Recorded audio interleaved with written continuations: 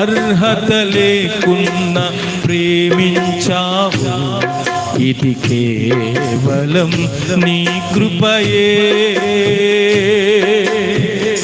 యోగ్యత లేకున్నా హెచ్చించావు, ఇది కేవలం నీ కృపయే.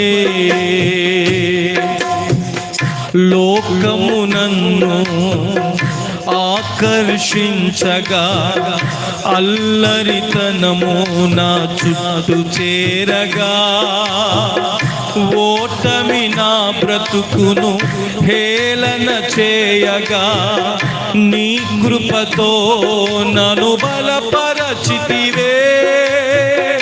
లోకము నన్ను ఆకర్షించగా, అల్లరితనము నా చుట్టూ చేరగా,